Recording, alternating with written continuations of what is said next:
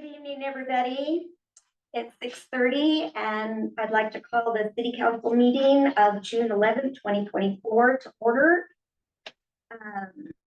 If you would all stand for the pledge of allegiance and remove your flag.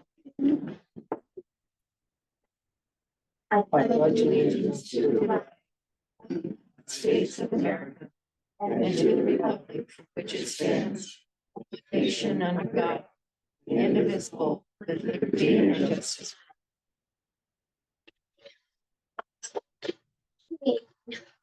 Around the room, we are all present. Does anybody have any amendments to the agenda?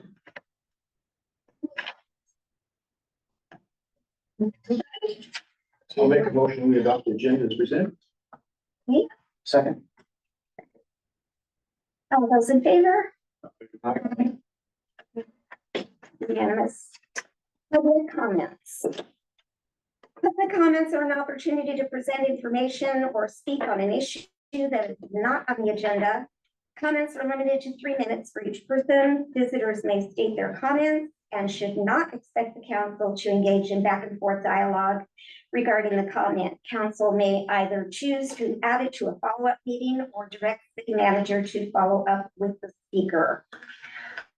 I have one public comment that's turned in. Judy, you want me here? You can just stand where you are. I'm Judy John Day. She'll need to speak up a little bit. Judy John Day. I'm not as prepared tonight as I would like to have been, but I still wanted to come and leave some thoughts for you. My concern is with a line item in the budget, and I know it said on the 25th you would have. That's when public. When it's open to the public. Yeah. Right. I would like to make this comment. I can't think of an issue that surpassed the emotion and the misinformation and the angst around our John Day City Police Department. We've had a few in the last few years, but that one was right up there at the top. And when I saw the line item for $100,000 to go to the sheriff's office, I gave it a great deal of thought over the week, and I didn't get to the people that I wanted to talk to have a better grasp on that tonight. But my thought is, believe from what I know about the county court budget meeting, and also I do know from a member of the budget committee that it was stated in one of those meetings that there would have been no discussions with the sheriff's department up to this point. So my concern is, believe that the sheriff's department has been fully funded by the county. Now, if that's the case, why are we even considering extra money? And that was the information I was given, is that the sheriff's office is fully funded by the county. So I think that begs maybe a little more thought from the city. I don't understand why we would even be considering giving money from the city, paying twice. You may not understand it, you may not agree with it, but it's true. We already pay for coverage. If the sheriff's department is fully funded with what they need, then I would urge the city council to strike that $100,000. Thank you. Any other? Okay, let's move. Oh, Justin. Can I just stand here? Yes. Hey, Justin Davis, John Day. So, the editor of the Blue Mountain Eagle, Bennett Hall, and myself figured it would be prudent for me to come kind of explain to you guys what is going on with the newspaper. So, Blue Mountain Eagle is not shutting their doors. We are not closing forever. Please don't come and ask us that again. What we are doing is we are suspending print, the Blue Mountain Eagle imprint. Very sad thing. It is the oldest weekly newspaper in the state, so it's a very sad thing to see it go away. There will be a replacement imprint. It will be the East Oregonian. If you subscribe to the Blue Mountain Eagle, you will get the East Oregonian the same way you would the Eagle. It's not going to have all Grant County news the way the Eagle does. It'll have a section for Grant County news, but it'll be news from all over northeastern Oregon, just the way it's going. For those that want to either subscription or whatever, you can call our circulation department. The number I don't know off the top of my head, but they will help you. But we are still going to have reporters out gathering news. We are still going to put news on our website. We're still going to do that. If you want to access the BME as it is, you have to go online and access the BME to get all local John Day news. Otherwise, you're going to have a mismatch of local and faraway news in the survey. And that's it. Thank you, Justin. Okay, moving along. Nick, are you on? Oh, it's already time. No, we didn't. I am on. Can you guys give me about 2 minutes to get to an exit? I'm driving my mom back from the airport. Hey. We'll give you some safety time there. We can, actually, if there's no, issue with the objection from the council, we can move to the number 11, 12, and Okay, deal with those contracts, since those are not ones that Nick's gonna be talking about. You missed the consent agenda, didn't you? thank you. That's why I was.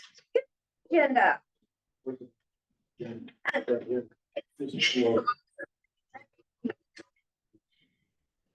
Consent agenda. It's payable for June 6th, 2024. And I'll just say, in case there's questions, the minutes, we are backlogged. We are been busy in City Hall. We've had a lot of trainings that have taken up a lot of days, and Sarah is busy, and so she is working on them, and we'll have probably 3 or 4 meetings to put on very soon. So.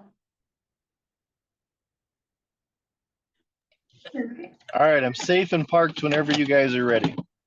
Well, they have one more. Well, one more thing we have to do, the consent agenda. Get a motion to approve the consent agenda. It's moved. Eric makes a motion. 1 second. All those in favor? Okay, moving on. Nick, you're up. All right, thanks for pausing that for a second for me. So my update covers April, May, and beginning part of June and what we've accomplished. It's been pretty busy. Kind of just starting on the high notes in my update on the first page. The environmental assessment for the sewer project, it's in the final stages of clearance with USDA and Business Oregon. For our funding for the treatment plant, we got notice from DEQ that we applied for that money back in December. We got notice from them that they are recommending us for a $2 million grant award. That should say a $2 million grant recommended for award along with a $2 million loan. So it's a total $4 million package, $2 million loan, which will be low interest, under 2%, and then a grant along with that. On sort of the site improvements for Oregon Pine, the solar feasibility study is done and it's included in the packet. It's about 150 plus pages. We can discuss that more here in a second if anybody has any questions. And the 7th Street West grant has also been closed out. That paid for the Oregon Pine Bridge and some sewer work, and then the 7th Street West extension.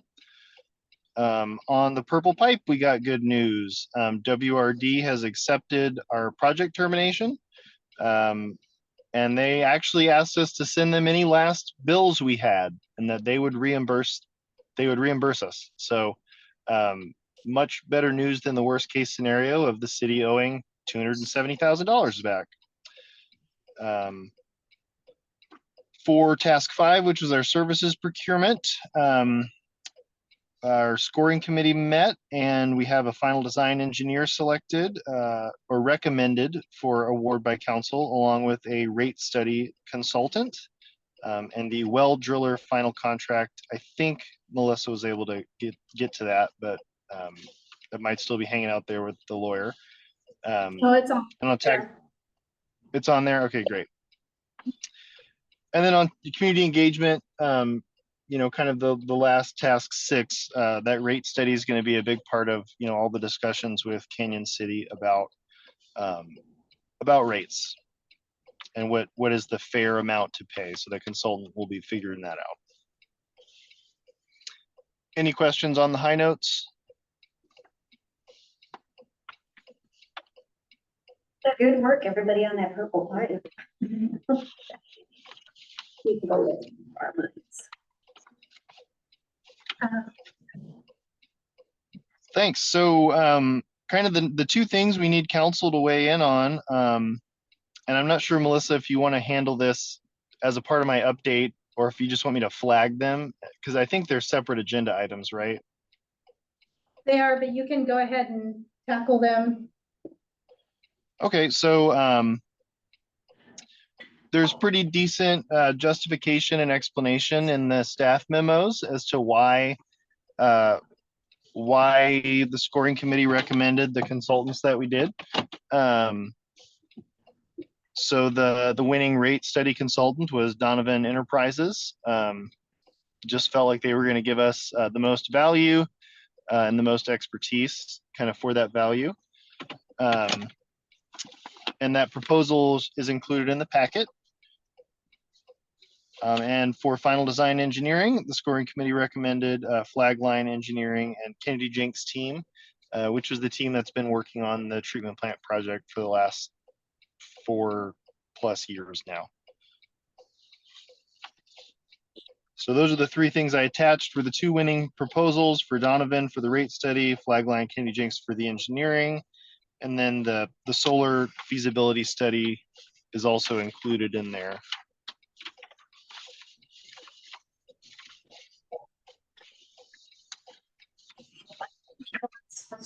Yeah, I see we're gonna require some more monitoring wells.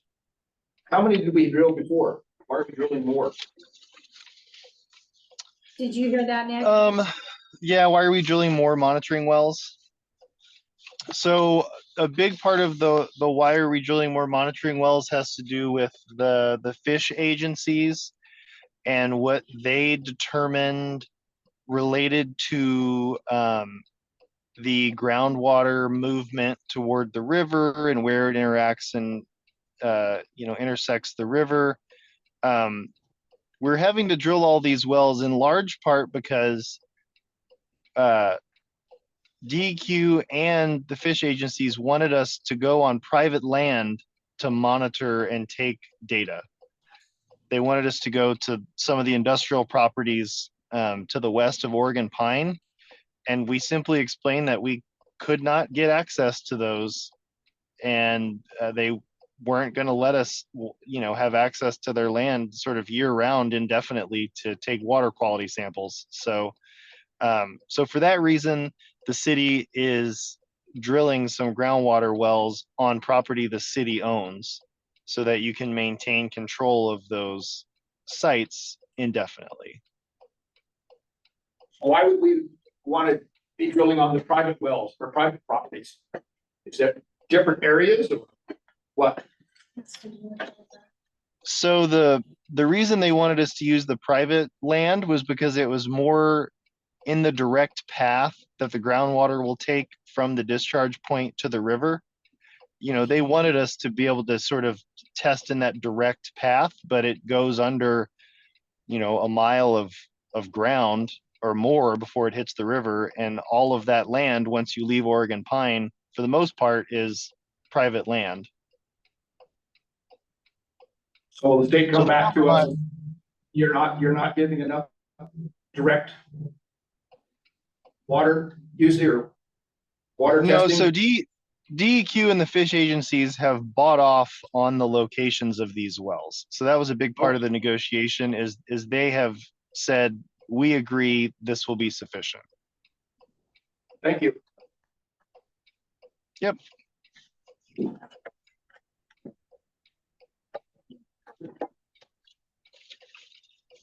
I'll make a motion that we approve a contract with Yellow Jacket Drilling Services LLC for $51,900 to construct the required monitoring wells.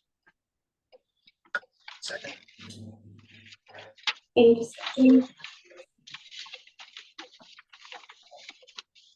There being no discussion, we'll call for the vote. All in favor? Unanimous. Make a motion, we go with staff recommendation and approve Donovan Enterprises to produce a water sewer rate and SDC study. I'll second. Any discussion?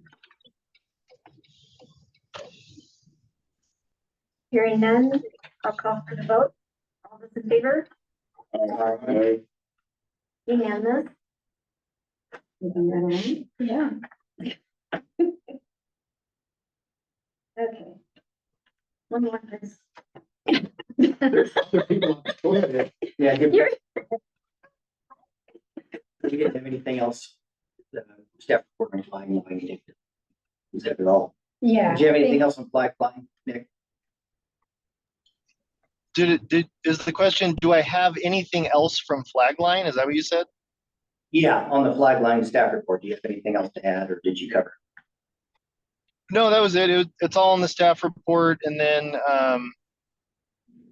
in the proposal, we all just thought they did a great job and they know the project. So they're going to be the team that can hit the ground running and build this thing, as design it and oversee the building of it as quick as possible. So that beyond that is kind of in the staff report. Okay, I'd move that we approve the contract for Blackline Engineering to as stated in the staff report for the final design and construction of wastewater. Okay, well, is it to award it? We don't Right. have a contract yet. Yeah, you will get a scope of work. I'm sorry, to award to bid to Black. Got a motion? Do I have a second? Yes, I second it. Any discussion? All those in favor? Aye. All right. Well, Nick, we'll let you continue with your mother down the road. All right, thanks everybody. Just shoot me a text or something, Melissa, if a question comes up, and I can get back on. Okay, perfect. All right, thanks everybody. Thank you, Nick. So that solar study, Nick's looks promising, What? looks promising. Solar array to help power the treatment plant. Their conclusions, some of their options. Pretty expensive. Well, yeah, it's expensive in the short term, but in the long term, Yeah, it's not. And, you know, that's one of the areas that there's a lot of agencies are willing to help with financing because it's renewable energy. I mean, that's the big push anymore. And so I think we definitely need to look into it.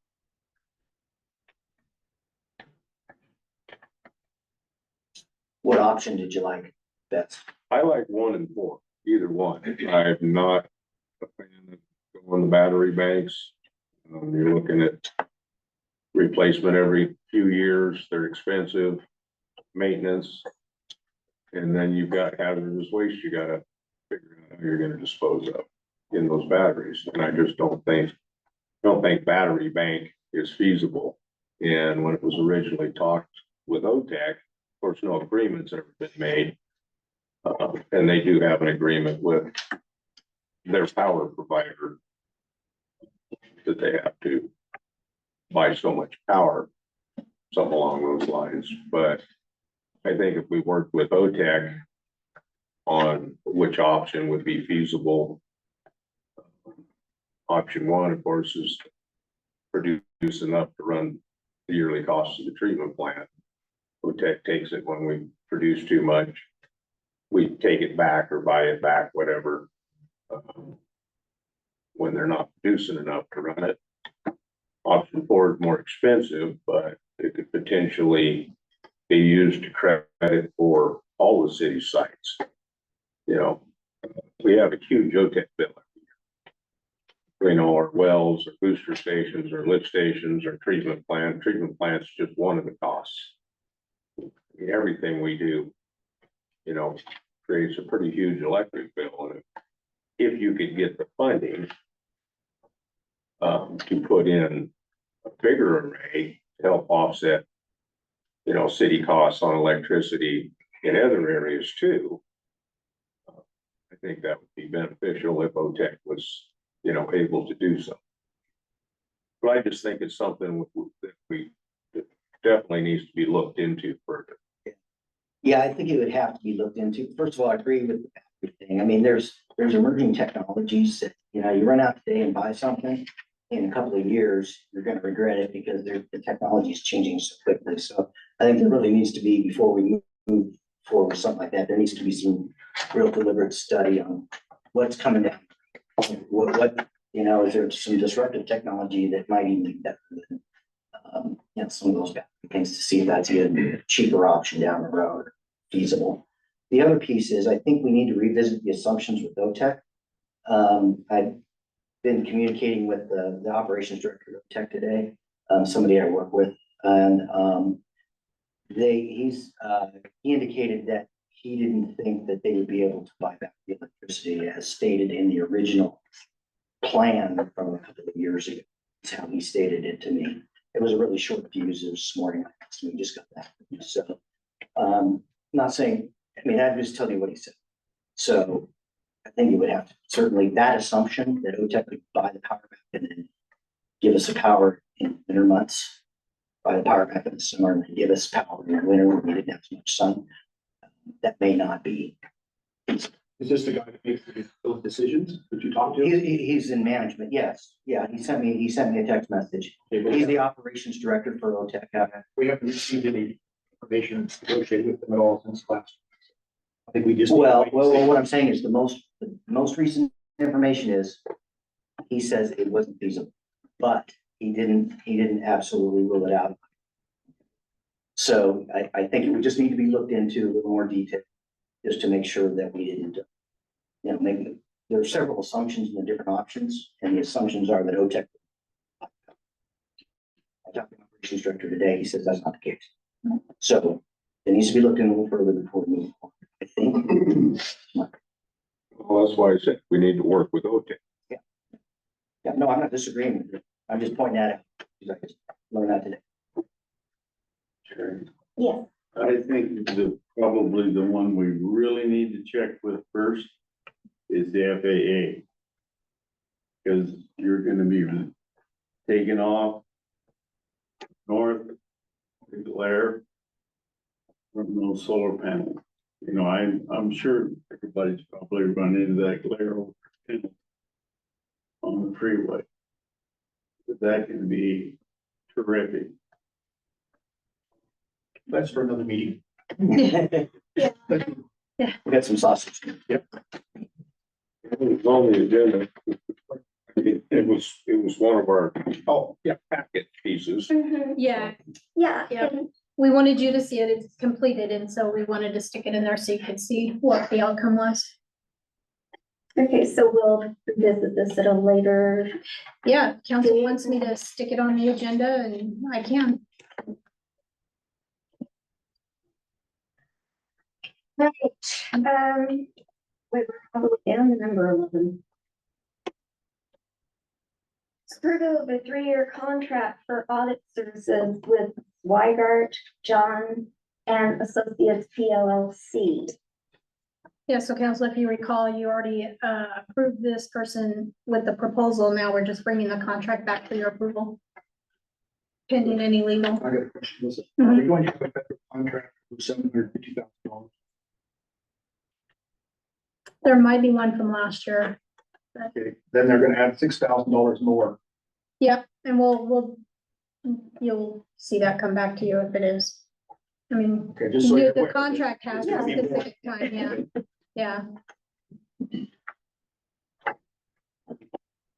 Okay, has everybody else had a chance to read it? Go over it.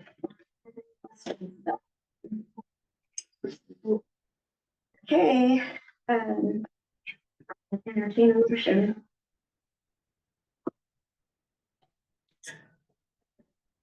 What was our last audit? I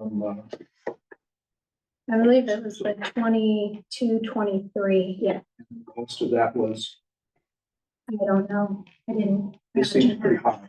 No, actually, this is really low. Well, I will tell you, this is really low. This is for all three, isn't no, it? it's not. No. Per year. This is for 3 years. Yeah. 3 years. $18,000 a year. It's how much? $18,000 a year, roughly. Yeah. Yeah. That's cheap. Roughly, that's what they The told us. last one I did. No, was but I mean, city- every year is slightly different. Yeah. But it's, Yeah, that's why I said rough. they've been going about 25 to 30,000. Really? Mm-hmm. That the school district didn't do that. Of course, it's bigger budget, so that's okay. Yeah. I move that we award the contract for audit services to Swigert, John and Associates, PLLC, for the audit. Is it award or contract? You're approving the contract. That's good. For me to I sign the thought I read a contract, so for the contract for audit services for 3 fiscal years as stated in the staff report. I have a motion. Do I have a second? Second. And second it, further discussion, anybody? Good, let's get our audit done. All those in favor? I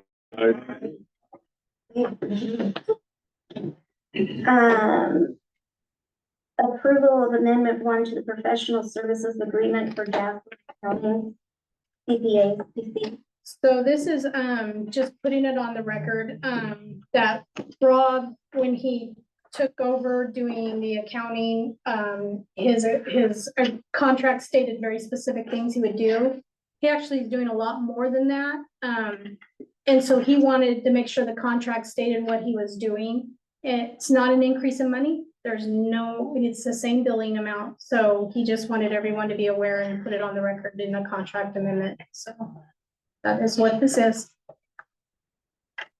Anybody have a problem with that? Well, he's definitely gone above and beyond, so. Yes, he has. Yeah. Ditto, yes. Very much, so I guess I need a motion on that. I'll make a motion to approve the amendment to the professional service agreement for Gosling County. Motion, do I have a second? I can second that. Any discussion? All those in favor? I Manager comment. Thank you, council. First of all, wow, what a productive meeting. I mean, you did it fast, but you had a lot on there that we are moving. There are things happening, projects are going, we're getting contracts signed. I do want to let you and the public know that the Cassell switchover is happening. And so give us some grace. We've had to be closed for some hours for training. And those are 4-hour increments of training, and then we'll do some live training. We're hoping that, we're pretty excited that at the fair, we'll have it ready and set up to go where you can, we can log in or you can see, and we'll have options available for, auto pay, paperless, credit cards now. So we're going to be, trying to shoot that out and get that done. Really excited about the rate study. So I'm ecstatic. This is a great meeting. Second of all, I'll do mine first and then I'm sure to talk. City council positions, we have 3 openings. Those are now open, and so you can pick up on our website. We have the applications and the forms to download, so the public can get to those. And then we have them in City Hall also if we have to print them off for you. And also, I don't know, is it called Air Quality Committee? Committee. There's an air quality committee that meets quarterly and we need John Day representation on it. And if you want to know more about it. And the only reason I know about it is because I'm on it for county. And, and it's, so real quickly, DEQ, big DEQ, EPA is changing the standards, making the standards more restrictive for air quality.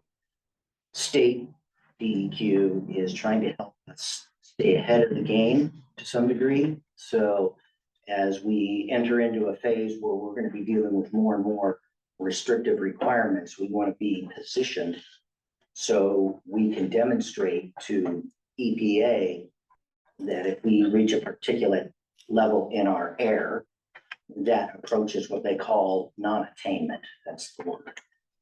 It creates a lot of problems for the community. Everybody who has a mill, for instance, that produces any kind of exhaust will have to have their DEQ permits revisited. They may have to put in additional equipment, et cetera, et cetera. So we don't want to go into non-attainment. And there are certain businesses that just won't be allowed to come in and that are required to have DEQ permits, for example.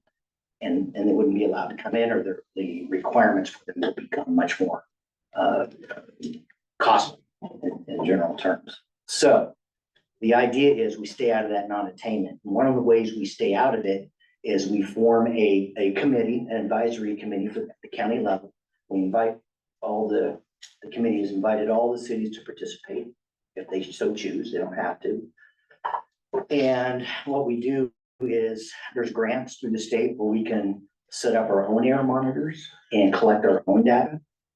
And because DEQ does have a air monitor here in John Day right now, and they've raised kind of the flag to the state DEQ that we need to start taking a look at it.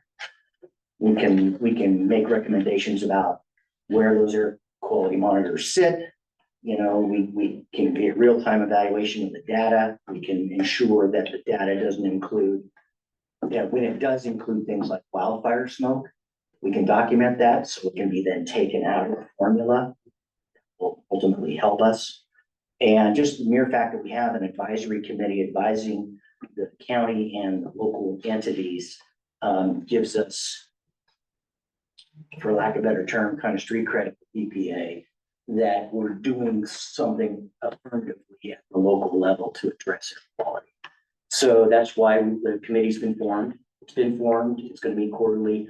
And they asked me if I could represent the city and the county. I said, no, I'm not doing that. So I talked to Melissa and she said she could speak for you, but you said you The could. council, yeah. But anybody from the city representing the city could sit on it. And it's once a quarter, it's 2 hours. I think it's the right thing to do. I'm not for it, you know, but the committee can help manage programs like wood stove exchanges. If there's a grant that comes up for new wood stoves, if somebody doesn't have a DEQ wood stove, where they could potentially pay for a new wood stove for somebody. Things like that. So it looks a little different in every community you go to, but Klamath Falls went into non-attainment. It's kind of the poster child for how not to let it happen. And that's just what we're trying to do, is keep things at a dull core.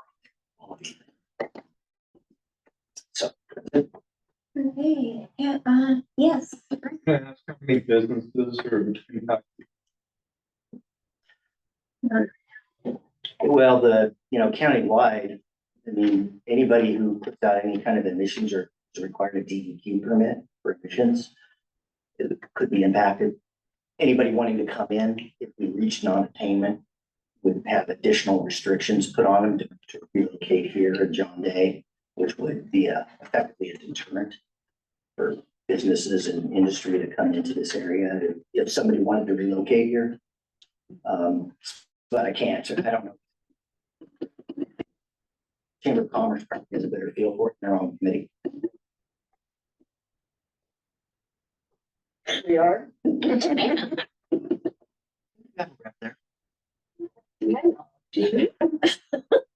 Sure. You will now. You should be on the committee. You're welcome. To join. actually haven't seen anything come through about. Okay, no, that's awesome. Well, we'll make sure you guys are plugged in. It's brand new. It was literally formed a week and a half. But the main thing was is we wanted to get all the cities to participate. Right. But I think the Chamber of Commerce is logical because it's businesses, it's not just people, individuals, but businesses will be impacted as well. So. And I'm sorry, I thought somebody from the chamber. There's quite a few people. Now, does it have to be a counselor or can it be a? It can be a staff member, it can be a counselor. Yeah, I mean, I said I'd do it, but if there's a burning desire from one of you, that is fine too. I mean, in fact, ideally, if a counselor can do it, it just takes something off. Right. This plate. Right. And I can't because I'm representing somebody. Alrighty then, 4 meetings a month. Yeah, once a quarter. For meetings. I mean, A 4 year. meetings a year. Well, if nobody else. Duly noted.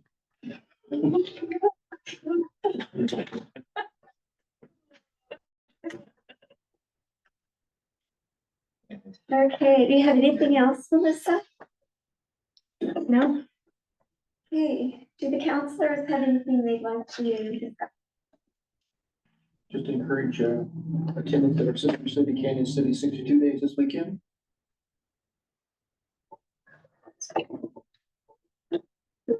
no. Okay. Anything else? So I am really pleased with how well the council meeting went. I mean, there was a whole 300 and something pages of material. It was pretty daunting. A lot of it was just technical. I mean, you know, like how many volts in an inverter in a solar plant and a solar array in this particular option has, right? So you can skim a lot of it, but the staff work that ran behind it was really phenomenal.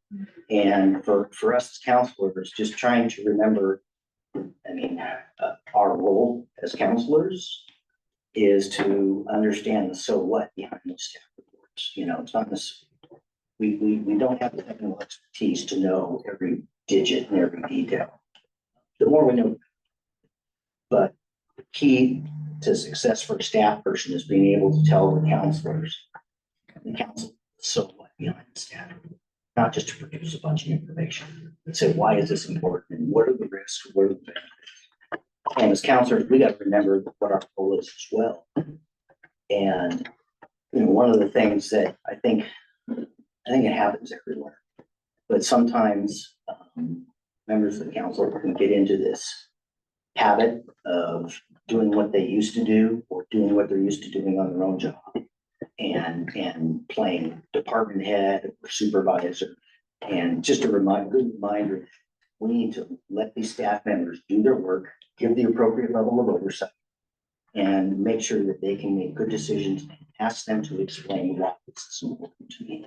And not be afraid to ask dumb questions. A lot of people don't ask questions because they don't want to look dumb in a room. And I've done it a million times where I wanted to ask a question, but didn't when I should have.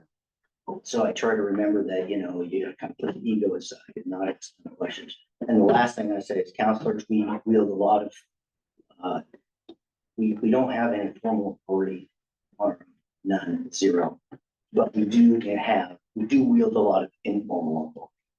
It's intimidating for a staff member when they get a terse email or terse communication from a counselor. And despite that, counselor has no more authority than any other citizen in this community when they do that.